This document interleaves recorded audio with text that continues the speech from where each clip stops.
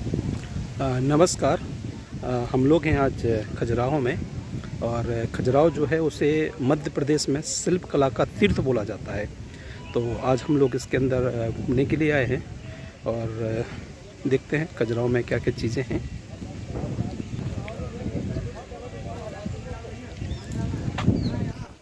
अगर खजुराहो का हम ऐतिहासिक वर्णन करें तो इसे तो एक तो शिल्प कला का तीर्थ बोलते हैं, और दूसरा जो इसका महत्व ये है कि ये चंदेल कालीन स्थापत्य कला है जो प्राचीन जो भारत का समय था उस समय उभर करके सामने आई थी। कहानी इसकी ऐसी है कि चंदेल जो थे वो शिल्प के प्रति काफ़ी उत्साहित रहते थे। शिल्प का उन्हें काफ़ी अच्छा ज्ञान था। तो उन्होंने यहाँ पर लगभग 84 मंदिरों का निर्माण कराया था। और वर्तमान समय पे अगर हम देखें तो ऐसा बोला जाता है कि यहाँ पे मात्र 22 मंदिर ही शेष हैं। लेकिन अगर हम इनके निर्माण की बात करें तो यहाँ पे लगभग 84 मंदिरों का निर्माण कराया गया था, जिसमें मतंगेश्वर का मंदिर हो गया, वाराय मंदिर हो गया, लक्ष्मण मंदिर हो गया। ऐसे मंदिर यहाँ पे निर्मित किए गए थे। लेकिन समय के साथ ये मंदिर खंडित हो गए और अपने अस्तित्व को तो नहीं जूझ रहे हैं, लेकिन समय के साथ ये थोड़ा खंडित हो चुके हैं। और ये खजुराहो के अगर हम मंदिर कॉम्प्लेक्स को देखें तो इसकी एक विशेषता ये है कि यहाँ के मंदिरों के अंदर देवी देवता तो हैं, लेकिन उनकी पूजा नहीं होती है।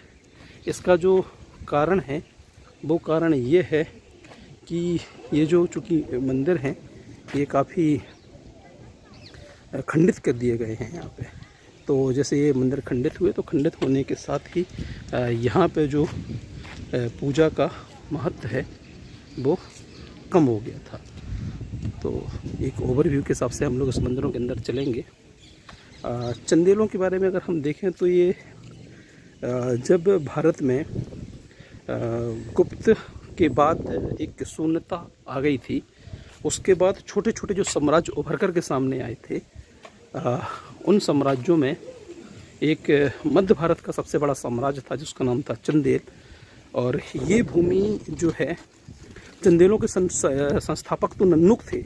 नन्नुक के बाद उनका जो पुत्र होता है जिसका नाम था जेजा, उन्हीं के नाम पर ये क्षेत्र जेजाक भुक्ति कहलाया। और जेजाक भुक्ति अपने शिल्प कला के लिए बहुत अधिक प्रसिद्ध रहा। इनके पुत्र राजा धंग ने इन मंदिरों का निर्माण कराया था। और राजा धंग और यशुवर्मन, इन लोगों का जो उल्लेख मिलता है, इन लोगों ने इन मंदिरों का बहुत अधिक निर्माण कराया। और यहाँ पे जो शिल्प कला की जो नींव रखी गई थी, शिल्प कला को जो डेवलप किया गया था, वो इतने अच्छे तरीके से किया गया था कि जो भी यहाँ पे आकर के देखता है वो अचंभित हो जाता है कि क्या इतना अच्छा शिल्प कौशल उस समय पे था। तो अगर वास्तविकता से देखें तो ये प्रमाण है, हमारे पीछे जो मंदिर कॉम्प्लेक्स चल रहा है, ये इतना ही अच्छा ये शिल्प कला का कौशल था। और बोला जाता है कि यहाँ पर 64 योगिनी मंदिर है, देवी देवताओं के भी चित्र हैं जो कि नैतिकता, समन्वय, प्यार, त्याग, इसको बहुत अच्छे ढंग से वर्णित करते हैं। तो ये खजुराहो को जो बोला जाता है वो मध्य प्रदेश में बोलते हैं शिल्प कला का तीर्थ है। और अगर और अधिक जानकारों की हम चर्चा करें जो कि शिल्प को बहुत अच्छे तरीके से जानते हैं, तो वो इस तरीके से इसका वर्णन करते हैं कि ये जो खजुराहो शिल्प कला है ये पत्थर पर अभिषेक है। पत्थर पर अभिषेक किया गया है इसमें, ताकि आप इसको जान सकें, पहचान सकें और पुरानी संस्कृति को मान सकें। हम मुगलकालीन स्थापत्य कला को देखते हैं और वो स्थापत्य कला दूसरी है, लेकिन अगर इस स्थापत्य कला को अगर हम देखें तो आप अचंभित जरूर हो जाओगे। इसलिए कभी भी आप यहाँ पे आएँ, आप यहाँ पे ज़रूर आइए। मध्य प्रदेश का ये जो खजुराहो है ये वर्ल्ड हेरिटेज साइट है, यानी कि विश्व विरासत सूची में है। और यहाँ की जो विश्व विरासत सूची है वो इतनी अद्वितीय है, इतनी प्रमाणित है कि ऐसा बोला जाता है कि अगर यहाँ पे टूरिस्ट जो आते हैं वो भारत में जो है वो आगरा के बाद सबसे ज़्यादा टूरिस्ट अगर कहीं पे आते हैं तो खजुराहो में आते हैं। तो खजुराहो को अगर आप देखें तो मैं आपको एक ओवर सा यहाँ का हिस्टोरिकल चीज़ें बताता हूँ। ये जो आपको सामने मंदिर दिख रहे हैं ये सामने वाले मंदिर हैं, ये भी बहुत अच्छे तरीके से बनाए गए हैं और इन सारे मंदिरों पर जो शिल्प कला है अद्वितीय, अविस्मरणीय। टूरिस्ट चूँकि इस समय पे इतना अभी नहीं आया है, लेकिन फिर भी जितने भी हैं हम लोग उनकी थोड़ी सी चर्चा करेंगे। अगर यहाँ के हम मंदिर देखें तो ये जो मंदिर हैं, ये सारे मंदिर खजुराहो टेम्पल स्कूल बोलते हैं इसको, जो खजुराहो शैली है स्थापत्य कला की, उसके तहत बने हुए हैं।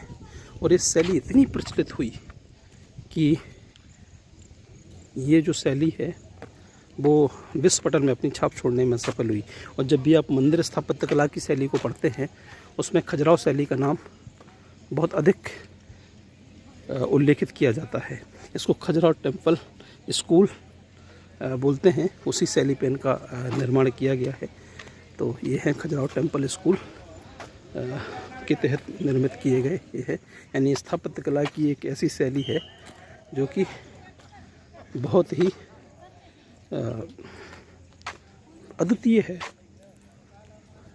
यानी कि स्थापत्य कला के जानकार जब यहाँ पे आते हैं तो वो आश्चर्यचकित हो जाते हैं इस मंदिर निर्माण की शैली को देखकर।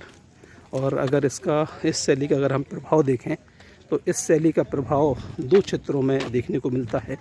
गुजरात में भी इसी शैली के मंदिर देखने को मिलते हैं, जिसे मारू गुर्जरा शैली बोलते हैं। और अगर हम उड़ीसा में चलें तो उड़ीसा में भी जो पुरी के आसपास हैं दशावतार मंदिर है वहाँ पे, और वहाँ पे कोणार्क मंदिर है, उसमें भी इस शैली की छाप देखने को मिलती है। मंदिर निर्माण की 3 शैलियाँ हैं, नागर, वेशर और द्रविड़ शैली। तो अगर हम देखें तो उसके हिसाब से नागरा शैली में आता है, यानी कि नागरा स्कूल में इनको डेवलप किया गया है। तो ये था पूरा एक खजुराहो वाला वृत्त चित्र, आप इसको हमारे आगे देख सकते हैं। खजुराहो को विश्व पटल पर जब लाया गया तो यहाँ पे कई चीज़ों की चर्चा की गई कि यहाँ की जो शैलियाँ हैं वो बहुत परिपक्व हैं। बहुत बड़ा एजुकेशन मतलब शिक्षा का बहुत बड़ा ये इंस्टीट्यूशन है, और लोग इनको देखने के लिए आते थे, तब अचंभित हो जाते थे। और जब से इसे विश्व मानचित्र पर उकेरा गया तब से लोग बहुत अधिक आश्चर्यचकित हैं। अगर हम इसका पौराणिक महत्व देखें तो ये देवी देवताओं को समर्पित हैं। पूरी तरीके से ये देवी देवताओं को समर्पित हैं। और यहाँ पे जो देवताओं का वर्णन किया गया है वो उनके लौकिक पक्ष का वर्णन किया गया है, भौतिक पक्ष का वर्णन किया गया है। उनकी उस पक्ष का वर्णन किया गया है जो संभवतः भारतीय समाज में इतना ज़्यादा देखने को नहीं मिलता।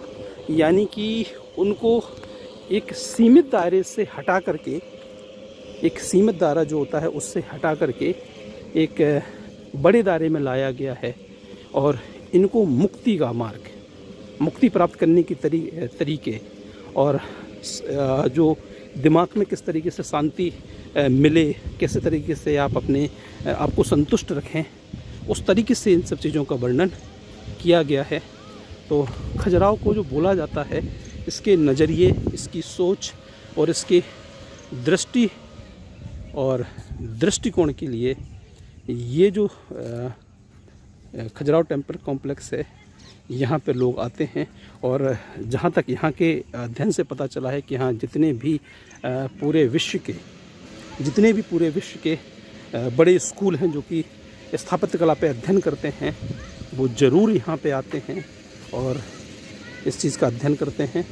और इसमें अगर हम देखें तो इसको जिस तरीके से बनाया गया है उसमें इसके पत्थर को पेस्ट करके चिपकाया गया है, कटिंग करके पत्थर बनाए गए हैं जो कि आपको अचंभित कर देंगे। इसका निर्माण चंदेलों ने कराया था और ये अपने आप में अनूठे मंदिर हैं।